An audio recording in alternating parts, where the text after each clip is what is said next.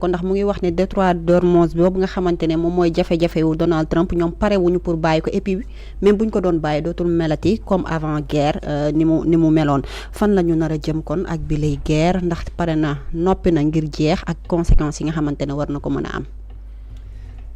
waaw gannaaw bi moo dégloo sama gars yi surtout explication yi nga xam ne ñoo dem ci armes yi baax na saa su ne ñu def li ñuy wax genèse mooy lan moo waral lii yëpp lan moo wundu lii yëpp je pense que bu fekkee ni amul li xew Palestine lu ñu wax la Nakba c'est le désastre mooy la plus grosse humiliation chez les Arabes su amuloon yii yëpp yi xew tey du am bul fàtte ni dans toute cette région les seuls ñi nga xam ne ñoom duñu arab alors que palestiniens yi ay arabes lañu les seuls qui ne sont pas arabes en tout cas bon boo ci boolee ay outils yu yémeen ak ñeneen ñi nga ciy wax ñoo dul arab mooy iraniens yi parce que ñoom ay perses lañu plusieurs siècles de civilisation yoo xam ne bu nu xalaatee ni fitna bi indi takk-takk bi indi problème bi yëpp mu ngi juddu diggante Palestine ak Israël ñëpp ñoo xam ne dañu impliqué woon dugaloon seen loxo ci xeex boobu tey ba tey ñooñu ñoo ci nekk bu ñu dellu histoire tuuti 1945 après la deuxième guerre mondiale bu ñu fàtte alliés yi nga xam ne mooy américains yi ak ñi ñu àndal bi ñu manee allemand yi ñu dem ubbi camp de concentration yi ñu génnee libéré ñi nga xam ne ñooy prisonniers yi dañ ci fekkoon ay nit ñu sonn nit ñu xiif nit ñu feebar nit ñoo xam ne pour la plupart ay Europe de l'Est la ñu nekkoon ay Pologne ak ñoom seen ak i France ak ñoom seen ci ñu jàppoon mais ñu ci bari Russie lañ nekkoon ñu dugal leen ñu libéré leen mais amul benn pays bu nangu recevoir ces rescapés ñu dugal leen ci benn bateau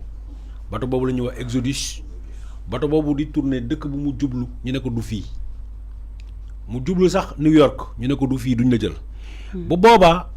la américains yi 1945-46 parce que guerre mu ngi jeex en 1945 notamment par les deux fameux bombardements mooy Nagasaki ak Hiroshima Japon yi ak ñoom ñoo nekk les dernières bases mais acte bi ñu posé Hiroshima ak Nagasaki le 6 août 1945 ak le 9 août 1945 moo nekk la fin de cette guerre alors ils se sont retrouvés ak un bateau fou qui amenait des milliers de personnes il fallait leur trouver une terre fu ñu leen mën a yóbbu la américains yi waxtaan ak anglais yi booba anglais yi ñu ngi yoon waajal jox indépendance ñi nga xam ne mooy Palestine en 1947 su ma jumutlee conseil des Nations Unies conseil de sécurité des Nations Unies en le 29 novembre 1947 la def la résolution 181 bi d'accord ni la naissance qu'on appelle l'annonce d'un État, la création d'un État qui s'appelle Palestine, mais automatiquement dans la même semaine fait que ñoom bi ñu indee israéliens yooyu. indi bu ñu indee juif parce que l'État d'Israël n'existait pas ñu indi juif yooyu dafa mel ni tey ci biir Dakar ñu ñëw jël Yoff ñu indi ay juif teg leen Yoff ci guddi ñu jox leen ay gànnaay yu bari ne leen lan damay xeex leen attaqué leen Sénégal ngeen wax ne seen indépendance ngeen bëgg noonu la ñu créé. Rapidement États-Unis jàppale leen en comment on appelle en le 14 mai 1948 David Ben Gourion mu annoncé ni ki créé nañu un État et il appelle tous les juifs du monde à venir pour ñu dooleel leen fekk Angleterre ak Amérique ñoo leen jox ay fetal ci biir dëkku arabe yi moo tax yaa ngi yow tudd léegi la mosquée d'Al-Aqsa c'est le 4e lieu saint de l'islam Seydina Omar bun Khattab moom la ñuy wax ci sa mosquée bokkoon na dañ doon rafetlu jullit bu demoon Makka ak yooyu bokk na ci mosquée yu ñu visité mais bi Israël tegeel loxo ci mosquée boobu ba tey jullit ñi pratiquement moomatuñu ko. La chance qu'on a foofu moo am tamit le mur des lamentations. Jérusalem ainsi de suite. waaw ñëpp a ko bokk. les 3 religions révélées ñoo ko bokk mais tey jii bu ñu taxawee ñoom ñi nga xam ne tere nañu jullit yi ñu fay dugg ñoom ñi nga xam ne tëj nañ ko pendant des années ñoom ñi nga xam ne tey bu ñu tourné ñu naan Iran bombardé na ko c'est pour réveiller ce sentiment arabe et musulman sunnite parce qu'il y a une divergence entre sunnite ak chiite. Par contre comme ñun ñëpp dañuy wax ashhadu an la ilaha illallah ashhadu anna muhammad rasulillah bu ñu taxawee di leen rey dañuy booloo. La preuve amul benn état à part ñuy jouer nafiq lu mel ni Maroc ak lu mel ni Arabie Saoudite ñeneen ñëpp dañu ànd 100% ak Iran. Donc il faut ñu rappeler historique boobu Maroc it booy rappeler histoire bi arab yëpp jógee ñun dañuy xeex Israël jamono jooju mënoon nañu gagner Israël. ñu ne dañuy def réunion la umma islamique la umma islamique mooy la ligue islamique ñu dañuy def réunion fële ca Casablanca ca Maroc. Hassan II roi du Maroc bi nga xam ne moom la ñu wax le commandeur des croyants jullit ñi di bàqu saa su ne di dem ci Makka ci julli ci jumaam naan ko ngandi jullit la moom moo complot ak arab yi ak israéliens yi ñu indi leen ci biir réunion yi ñu xam lan la arab yi di waajal pour jàkkaarloo ak Israël. C'est officiel c'est reconnu moom moo trahir ay mbokkam arab alors que tey moo tabax jumaa ju gën a rëy ci Afrique bokk it foofu la Sénégalais yi di dépenser seen xaalis saa su ne pour ñu dem Fès pour ziyaara ji comment il s'appelle Cheikh Ahmed Tidiane mi nga xam ne algérien la ñu fàttali ko c'est un algérien bref Mariama bu ñu defee rapport historique boobu ñoo xam ne c'est sur la base d'un complot la ñu teg état d'Israël France jàppale ko pour mu am bombe atomique maa ngi dégg Guèye Para di wax kaw Dimona ak y a pas que Dimona ñoom ñaari dëkk lañu ñu nekk foofu ay dëkk lañu yoo xam ne Dimona ak Arad officiellement c'est juste des villes bi nga xam ne dafa am ay centres de recherche sur le nucléaire en tout cas le nucléaire en tant que énergie source d'énergie du problème nucléaire dafa doon permettre bu ñu ko amoon Sénégal day permettre ñu am courant bu gën a bari en moins coût par contre dafa am li nga xam ne moom la ñuy enrichir ba mu nekk à un certain niveau dans ce cas lay nekk bombe donc uranium boobu enrichi à un certain niveau day nekk bombe or bombe boobu mare d'Italie la seule fois bi ñu ko defoon ci Hiroshima ak ci Nagasaki gis nañu conséquences yi ba tey donc moo tax ñu ne képp ku ne da ngay jóg da nga koy uti nañ la xeex pour nga bañ koo am mais képp koo xam ne am nga ko kenn du la songu la preuve Israël France moo dof-doflu ba Israël sàcc ko indi ko mu ne Israël da nga sàcc fekk seen deal la parce que la France comme l'Allemagne est-ce que xam nga ni Allemagne jusqu'à tout dernièrement l'Allemagne paye de l'argent à Israël pour corriger pour demander pardon nazisme li mu def ci ay juifs plus de 5 milliards de dollars la France a payé sa dot son comment on appelle sa dette en permettant à Israël d'avoir une bombe atomique. La France. Parce que Israël ñi ko wër ñëpp Israël c'est un État créé 1948.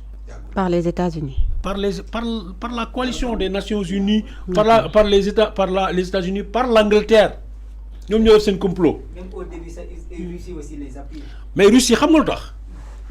parce que aujourd'hui xamuma le taux exact mais la plupart des habitants d'Israël sont des Russes moo tax Russie mënul taxaw 100% ci wetu Iran mi nga xam ne xaritam la ñoom Benjamin Netanyahu ak ñeneen ñu bari ñi nga xam ne tey ñoo les va-t-en-guerre ils sont originaires de la Russie donc ba tey am nañu relation boo xam ne en Israël parmi les langues parlées boo si jëlee anglais bi russe nga ci teg après l'hébreu français mooy ñëw en 4e position donc voilà la situation léegi situation bu mel noonu Amérique normalement ko sa dëkkandoo ngay xulal koo dëkkal doo xuloo ak moom Amérique dëkkandoowul ak Iran mais Amérique li mu def mooy dafa ñëw ci dëkkandoo yu Iran yi mu fexe ba def fa base noonu la def partout moo tax bi mu ko defee Iran comment on appelle Corée du Sud. parce que maa ngi dégg waa ji di wax léegi dafa am ay matériels yi nga xam ne dañ koy samp pour en cas d'attaque muy bloqué genre dôme de fer ak yu mel noonu. muy bloqué mais tey Amérique da ko ñàkk tellement yi mu utilisé woon dafa yàqu tellement dafa dem obligé Corée du Sud mi nga xam ne mu ngi jàkkaarloo ak Corée du Nord jamonoy guerre yu yàgg nga xam ne Corée du Nord à tout instant mën a bombarder mën a attaquer Corée du Sud américain tegal leen ay anti-défense yooyu lañ dem jëlee fa ñaar indi ko pour ñu renforcer wu mais gis nañu malgré tout Iran parvient à atteindre sauf que je ne suis pas d'accord ak yéen bu ñuy wax 14 000 kilomètres ma nekk atteindre je ne comprendrai pas dans ce cas pourquoi l'Iran parce que les bombardements yi am ci Dimona ak ci ak Arad non je parle juste de Dimona et Arad boo xam ne c'est vrai entre Iran ak Israël ñaari dëkk ñoo ci nekk Irak la ak Jordanie loolu moo tax c'est extraordinaire bon bal yoo xam ne da nga koy dóor mu naaw mu jël Israël mu jël Jordanie dara daanoogul Jordanie dara daanoogul Irak moom ñoom ñoo ko bombardé volontairement parce que moom ay base militaire américain yu nekk Irak mais ñu jël ñaari dëkk dem wodd Israël ba fay def ay dégâts c'est-à-dire qu'il y a une technologie vraiment avancée de la part de l'Iran et il faut les respecter parce que Iran bul fàtte depuis 1980 ils vivent sous embargo génnuñu jokkontewuñu ak kenn ñu tëju di préparer wu di former wu di xaar chaque jour nit ñi di leen menacer ñu nañ jàmbaarloo ak ñooñu donc ñooñu franchement tey ji bu ñu mënee tenir ba ñu naan 25e jour ak 26e jour ak affaire yooyu kenn xalaat loolu parce que président américain bi dafa ne woon en 4 jours la. tey mu ngi ci 24. tey ñu ngi ci 24 donc 20 jours de plus ñu boole ci Diego Garcia bi nga xam ne c'est en plein océan Indien parce que li bees l'histoire yi bu doon expliquer ñoom ñëpp sóoraale woon nañu ni Iran missile yi mu am mënoon na atteindre Israël oui mënoon na dem jusqu'à 2000 kilomètres musuñu génn dans ce calcul là donc xalaat nañu les dommages collatéraux Israël lay nekk xalaat nañu dina attaquer dëkkandoo yi arab yi parce que ñoom ñëpp ay musulmans lañ léegi moo tax ñu renforcer Israël ak li ñuy wax ay dômes mais malheureusement seen bouclier yooyu gis nañ ni les missiles parviennent à les percer dal Dimona soo mënee calculer nga ne Israël dafa bëri ay dëkk ay Jérusalem Tel Aviv ak yeneen mais ñu bàyyi loolu lépp ñu cibler Dimona lan moo tax ñu bombarder Dimona tout en sachant que la nekk Dimona boo explosé centrale nucléaire bi bu ñu ko laalee ça veut dire ñun ñëppay dee en tout cas ñoom dans la zone parce que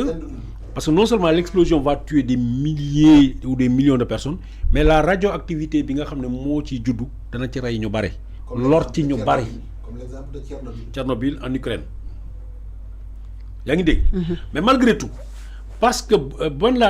président américain bi nu mu tudd encore Donald Trump moo bombardé Natanz ci Iran benn centre la boo xam ne xalaat nañ ni dañu fa nekk di traiter affaire nucléaire mais iranien dañu mës a wax ni ñu suñu nucléaire c'est pour l'énergie c'est pour permettre au train c'est pour permettre à l'électricité gratuite ak développement ñoom ñu ne déedéet da ngeen ko bëgg a enrichir l'uranium pour avoir la bombe atomique iranien yi ne du dëkk léegi ñoom ñu bombardé foofu bu ñu bombardé foofu iraniens yi jotuñu États-Unis mais jot nañu centre boobu xam nañu seen GPS nan lay demee mu dal ci centre yi mais boole ci encore GPS mooy global xaw ma lan satellite mooy GPS global position satellite xaw ma lan américain ñoo ko créé américain lépp li nga xam ne créé nañ ko boo ko yoree soo ko naree utiliser dafay fekk mu neex leen. c'est-à-dire tey avion F-16 yeeg yi ngay dégg F-13 ak affaire nga xam ne américain ñoo ko créé bu la neexee bu dañ lay bombarder nga bëgg kii ñu bloqué avion yi parce que ñoom ñoo yor technologie bi ngay taal du tàkk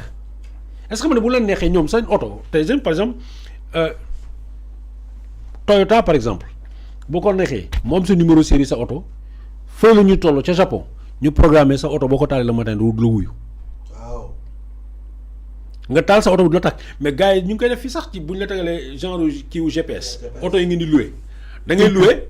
nit ki yor fi téléphone am mu def GPS ci oto bi nga loué ko nga ne ko du ma génn Dakar bés bu sentir ne oto bi yóbbu nga ko Thiès rek mu fay ko fii lay toog mu fay ko yow doo ko mën a taal fële donc du coup Amérique les Iraniens très tôt ont été alertes.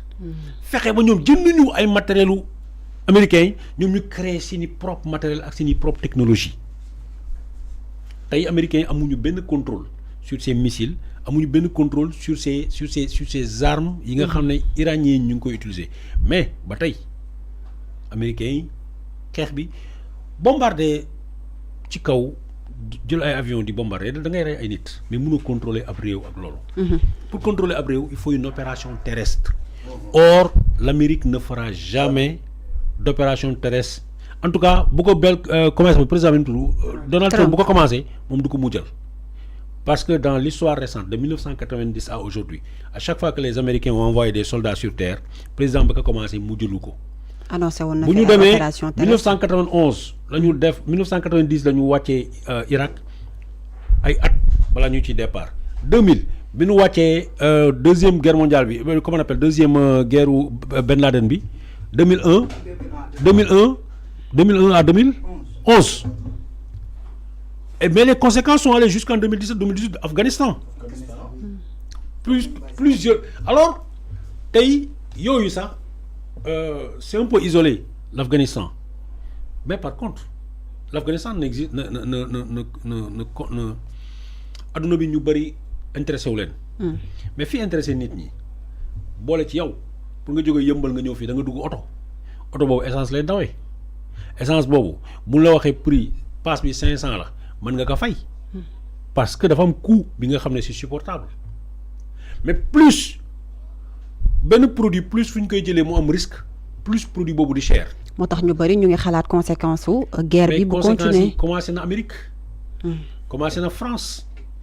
France gis nga na ma yàlla baal kii moo koy wax wàllu Diouf Bodian moo koy wax mu ne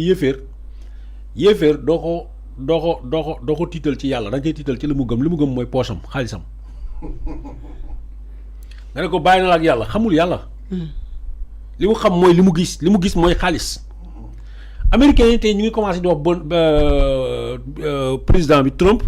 ni ki you a liar you a big fat liar yow fenkat nga parce que da nga ñu waxoon ñu nii. moom neewoon na moom du mës a indil guerre moom lu muy def mooy Amérique first. Amérique rek. make America great again def Amérique mu gën a màgg parce que li koy tardeel bokk na ci xeex. mais tey ay milliers de bombes yu ñu fa lâché ay avions yu dem ay soldats yu dee perte la pour Amérique mais boole ci pétrole ak gaz bi nga xam ne moom la ñu dina xamuñu mën ak yow ñun gaz luñ koy doy mooy togg mag yow gaz togg lañ koy doy mais ñoom gaz dañuy dem ba chauffer kër yi sedd bu garaaw yi il faut tous ces produits là pour ñu mën a defar ñu mën a yor tali yi ambulance yi mën a fonctionner yeneen fonctionner c'est tout ça qui risque à la longue dem allo loolu moo tax xeex bi mënul continuer mais li may wax saa su ne rek xeex moom boo koy déclencher yow déclencher rek yow xam nga kañ koy déclencher mais kañ la jeex xamuloo ko. du yaa koy déterminer. te xoolal tout ce que cela a engendré comme perte mooy nit ñu dee ñi parce que tey yaa ngi may wax ne ñu ne israéliens yi ñu ni iraniens yi ñu ngi bombarder ay civils mais ñaata civils la ñu rey. bari na Iran. Les enfants. Pire encore tey par ricochet Israël tout puissant se défoule sur le Liban di rey ay nit 1000 morts bi affaire yi commencé ba tey plus de 1000 morts te tey li nga xam ne moom la ñuy wax c'est interdit par toutes les conventions internationales mooy lan détruire les infrastructures vitales muy hôpital muy pont tey dama gis Israël dafa bombarder pont bi nga xam ne le pont de Kasmia gis nga bu ñu la wax Liban pratiquement benn dëkk la ñëpp xam pratiquement. très bien mooy Beyrouth mais sinon li nga mën a Iran moo ngi comme tey boo jëlee Sénégal Israël mu ngi comme Guinée-Bissau nu mu mel par rapport ak Sénégal donc le sud du Sénégal mooy la Casamance ak yooyu moom Israël loolu lay bombardé loolu lay yàq ba pare mu ne la pont Gambie dagg naa ko parce que lan lay waajal li ngeen bàyyil xel l'occupation.